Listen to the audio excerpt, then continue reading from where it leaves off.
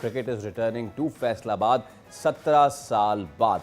Iqbal stadium Faisalabad का witness करेगा Pakistan versus South Africa पहला ओडीआई। आखिरी बार यहां पे अप्रैल 2008 में पाकिस्तान और बांग्लादेश के माबैन जो मैच हुआ था, पाकिस्तान ने वो मैच 7 विकेटों से जीत लिया था। लेकिन अब ऑपोजिशन है डिफरेंट और फॉर्मेट तो सेम है, लेकिन है टीम डिफरेंट है।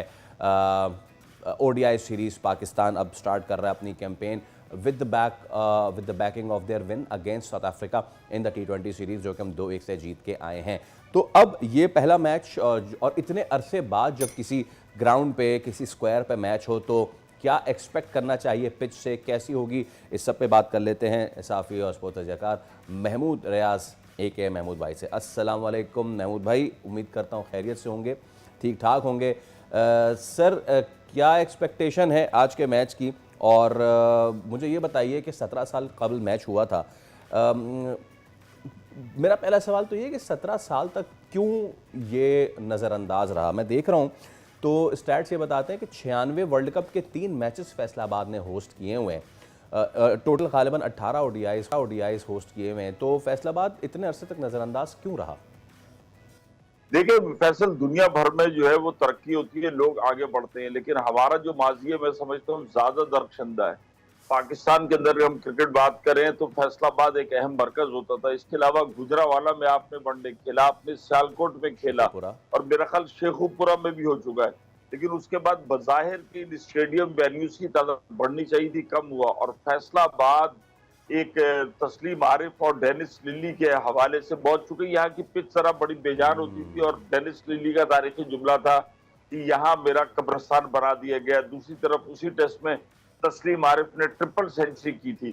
तो ये पाकिस्तान क्रिकेट बोर्ड को सोचना होगा। और फैसलाबाद में जो हालिया दिनों में कुछ मैचेस हुए और वहां पे जिस तरीके से क्राउड आया तो वो अमेजिंग था।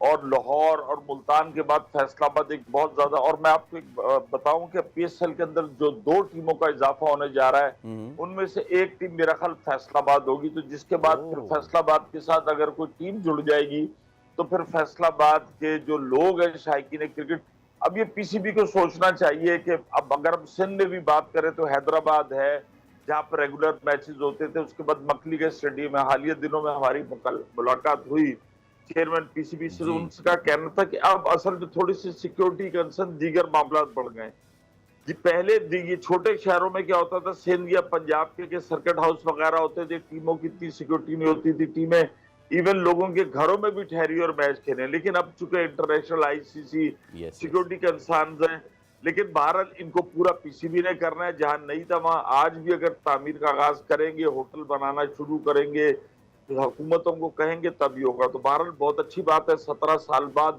रौनक दोबारा बढ़ने जा रही है। फैसलाबाद के इकबाल स्टेडियम भी बहुत अच्छा स्टेडियम है। पिच तो आप देखें कि पाकिस्तान ने एक कुलिया सोच लिया है कि हमने स्पिन विकेट ही बनानी है। तो मेरा ख्याल स्पिन विकेट ही बनाएंगे और जो स्क्वाड है आपका वो भी उसी मुनासिबत से रखा गया है।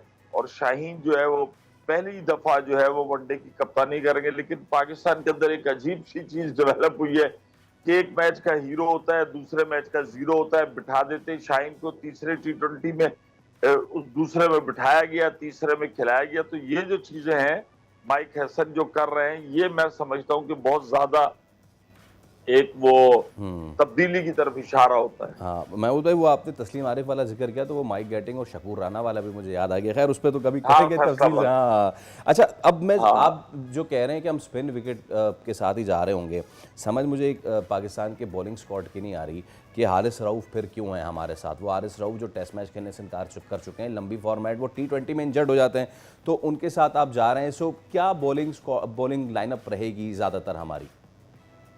देखिए बॉलिंग लाइनअप, आप बात यह है कि यार शाहीन इस वक्त दोबारा बेहतरीन फॉर्म में, लेकिन मसला ये है कि यार आपके कप्तान, देखिए आप T20 2 मैच जीत गए, लेकिन सॉरी टू से मैं सलमान आगा को उनकी कप्तानी के ऊपर भरपूर नंबर नहीं दूंगा। इसलिए कि आप मुझे बताएं कि बाबर आजम के 68 रन निकालने फिर क्या बचता है? कुछ भी नहीं। टीम तो आपकी फिर कोलैप्स कर गई।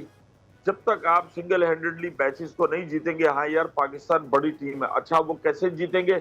जब आप डोमेस्टिक क्रिकेट खेलेंगे। दूसरी तरफ देखें कि ऑस्ट्रेलिया के 5 बायानाज क्रिकेटर जो कि इंडिया के साथ T20 खेल रहे हैं, वो शेफील्ड विड्रॉ करके उन्होंने कहा शेफील्ड शील्ड का सीजन 4 खेलेंगे वो, ताकि हो, मतलब अब टीमों को पता चल गया है कि रेड बॉल की इंपॉर्टेंस, रेड बॉल में जो खेलेगा, जो परफॉर्म करेगा, वही व्हाइट बॉल खेल सकता है। मतलब जिस आदमी ने 4 दिन प्रैक्टिस की होगी ना, वही 50 ओवर का मैच भी खेल सकता है और वही 20 ओवर का मैच खेल सकता है।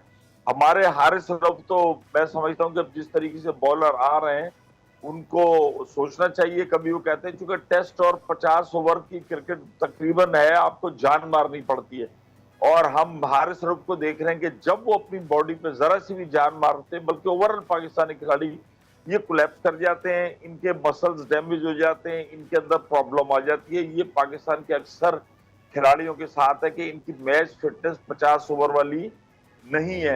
अब देखते हैं जनाब स्पिन ट्रैक बनाने के बाद आप क्या करते हैं, विकेट कीपर भी। और दूसरी बात यह है कि ये जो वनडे सीरीज है, अब बाबर ने तो बड़ा अच्छा परफॉर्म कर दिया, रिजवान को परफॉर्म करना है। अब हसीबुल्लाह भी मौजूद है, एक तवील अरसे बाद जनाब उनकी वापसी हुई है।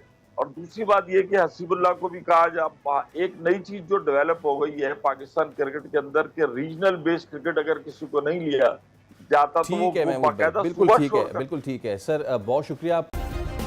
सब्सक्राइब करें और बेल दबाएं ताकि कोई खबर रह न जाए।